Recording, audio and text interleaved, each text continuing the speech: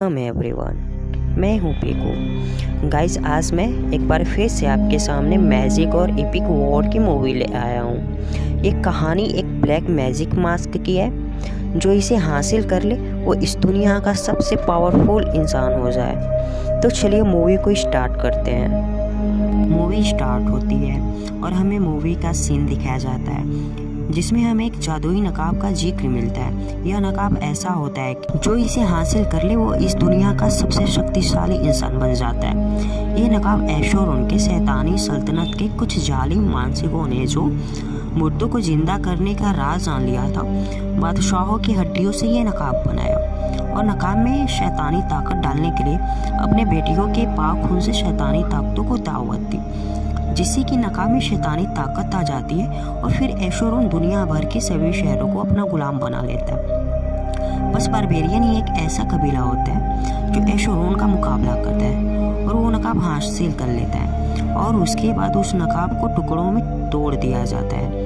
और कबीले के सरदारों में बांट दिया जाता है कि फिर बाद में इसे कोई भी जालिम इंसान फिर से इसे हासिल ना कर पाए। फिर हमें एक भविष्यवाणी के बारे में बताया जाता है कि कभी एक ऐसा इंसान आएगा जो इस नकाब को फिर से हासिल करने की कोशिश करेगा। वही भविष्यवाणी एक योद्धा का भी जिक्र करती है। अब मूवी के अगले सीन में हमें जंग का मैदान दिखाया जाता है और एक लड़ाका उसी समय एक बच्चे को जन्म देती है और उसका नाम कोनन रखती है और मर जाती है। फिर हमें एक गांव दिखाया जाता है जिसका नाम सिमेरिया होता है। उस गांव में सभी लोग बहुत खुश रहते हैं। फिर हमें गांव का सरदार दिखाया जाता है जो यंग लड़कों को ट्रेन कर रहा होता है आने वाले युद्ध के लिए। फिर कोनन आता है और कोनन ही सरदार का बेटा होता है। फिर सरदार सबको एक मिशन के लिए भेजता है और सबको एक अंडे देता है मुंह में रखने के लिए और कहता है कि जो भी कोई अंडों को सलामत रखते हुए पहाड़ों का चक्कर लगा कर आएगा उसे योद्धा होने का गौरव मिलेगा।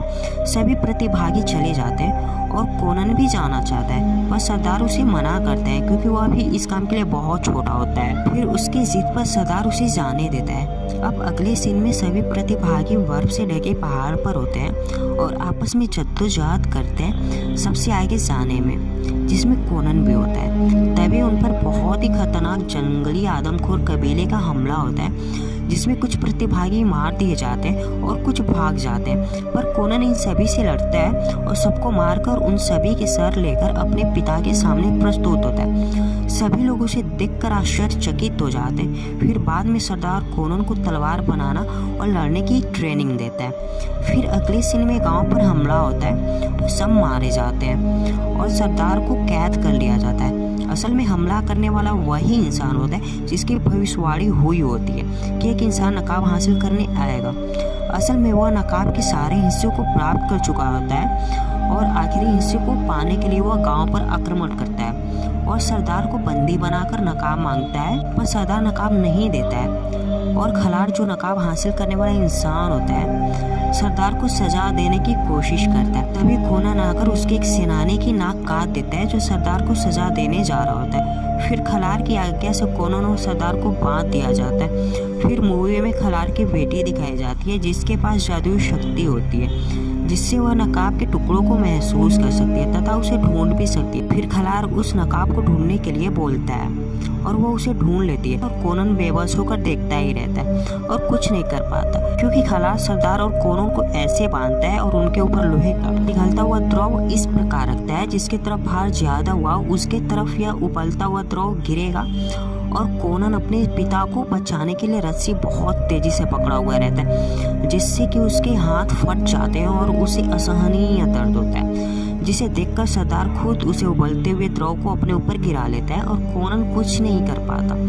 इधर नकाब के सारे टुकड़े मिल जाते हैं पर इसे जीवित करने के लिए पाक खून चाहिए होता है। खलार कोनन को जिंदा ही छोड़ देता है और वहां से चला जाता है। फिर कोनन खलार को मारने का प्रण करता है। फिर मूवी में कुछ साल बाद का सीन दिखाया जाता है जिसमें कि अब कोनन बड़ा हो चुका होता है और बहुत ही खूंखार भी, क्योंकि उसने जिंदा रहने के लिए बेशुमार कत्ल किए होते हैं, चोरियां की होती हैं और गहरे समुद्र के लुटेरे से भी लड़ा होता है पर वह अब भी अपने पिता के कातिल को ढूंढ रहा होता है। मूवी के अगले सीन में जिंगारन गुलामों की बस्ती को दिखाया जाता है जहाँ गुलामों को बहुत सताया जाता है और लड़कियों को पकड़कर वेश्या बना दिया जाता है। फिर कोनन और उसका साथी जो समुद्री लुटेरों का सरदार होता है जिसका नाम आर्टस होता है, अपने कुछ लोग लेकर उस बस्ती पर हमला करता है और सब गुलामों को आज़ाद करा लेता है। फिर अगले ही सीन में मिसांटिया नामक जगह दिखाया जाता है जहाँ कोनन और उसका दोस्त मस्ती करते हैं और शराब पीते हैं। तभी वहाँ कोनन को वह आदमी दिखाई देता है जिसकी नाम कोनन ने बचपन में काटी थी।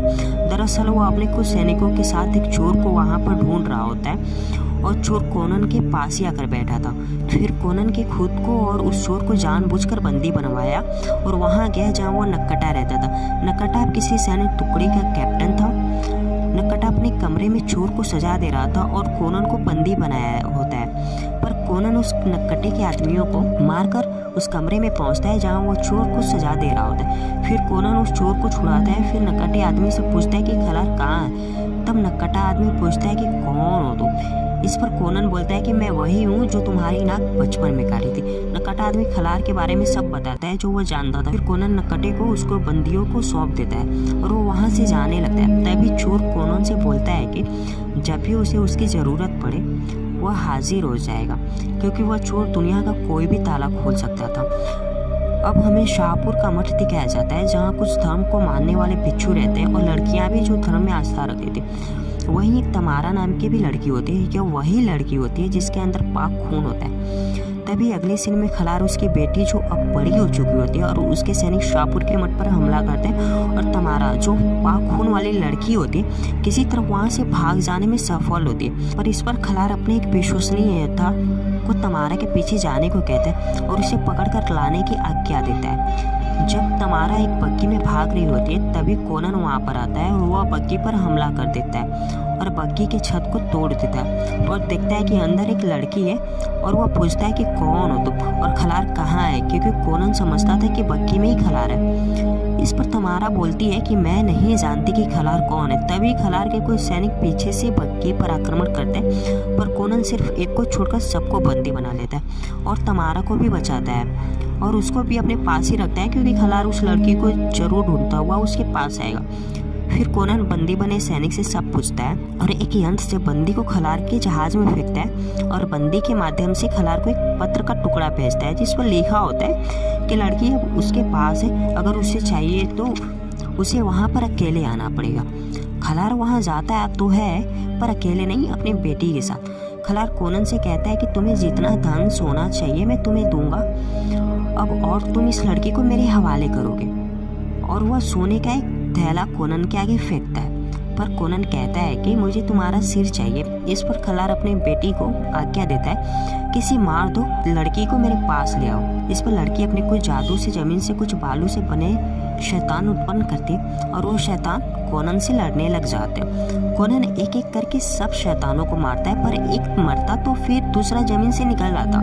फिर भी कोनन सबको मार देता है और जादू को विफल करता है। फिर खलार और कोनन लड़ने लग जाते हैं, जिसमें कोनन खलार पर भारी पड़ता है, जिसे देखकर खलार की बेटी धोखे से कोनन पर वार करती है और वह बेहोश सा होने लगता है। तभी कोनन को लगता है अभी वह उनसे नहीं जीत पाएगा और किसी तरह तमारा को लेकर समुद्र में कूद जाता है। उसका इंतजार उसका समुद्री दोस्त आर्टस कर रहा होता है। फिर अगले सीन में जहाज पर खलार के आदमी हमला कर देते हैं जब सभी सो रहे होते हैं, पर कोनन उन सभी से बहादुरी से लड़ता है और तमारा भी उसके साथ ही लड़ती है और वे लोग जीत जाते हैं। इस पर कोनन तमारा को कहता है कि अच्छी लड़ लेती हो।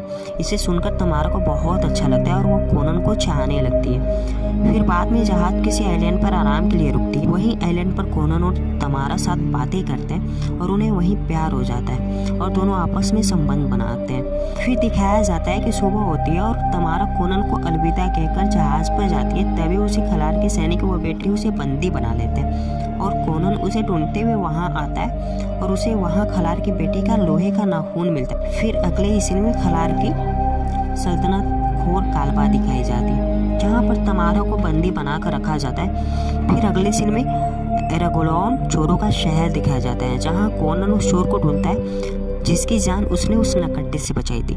फिर वे दोनों घोर कालबा जाते हैं, जहाँ पर वह चोर उस किले की गुप्त सुरंग वाले दरवाजे को खोलते हैं कि वह दुनिया के किसी भी दरवाजे को खोल सकता है। फिर वे दोनों अंदर जाते हैं। अंदर जाने के बाद उन्हें मरे हुए इंसानों के कंकाल दिखते हैं। तभी पानी के अंदर उनका सामना एक बहुत ही खतरनाक मॉन्स्टर स्नेक से होता है, पर कोनन किसी भी तरह इस मॉन्स्टर को मार गिराता है और वहाँ से वे दोनों बचकर निकल जाते हैं। अगले सीन में तमारा को एक गुफा में ले जाते हैं जहाँ उसके पाक खून से बलि दी जा रही होती है।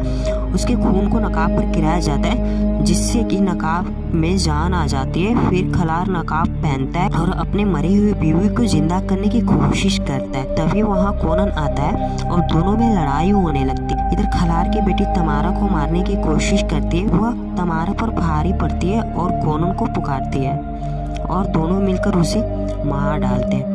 तभी वहाँ फिर से खलार आ जाता है और वह अपनी बीवी का नाम पुकारने लग जाता है, जिससे कि तमारा के अंदर शैतानी ताकत आने लग जाती है। तमारा खुद पर कंट्रोल करती है और शैतानी ताकतों को बेकाबू करने की कोशिश करती है। दरअसल जहाँ ये घटित हो रहा होता है वह एक लकड़ी का पुल था जहाँ दोनों खड़े थे। खलार कोनन को बताता है कि उसने उसके पिता से कहा था कि एक दिन उसका राज होगा, पर कोनन कहता है कि उसके पिता ने ये कहा था, ना तुम होगे ना होगी तुम्हारी सल्तनत। तभी कोनन अपने तलवार से लकड़ी के पुल को काट देता है और खलार वहाँ से गहरी खाई में गिर जाता है और मर जाता है। तभी अचानक से महल की दीवारें और चट्टानें गिरने लगती हैं और वे दोनों वहाँ से बाहर निकलते हैं। फिर कोनन तमारा को उसके घर छोड़ता है और फिर अपने गांव वापस जाता है और भट्टियों के खंडहर को निहारता है जिसमें उसके पिता ने उसका तलवार बनाया था।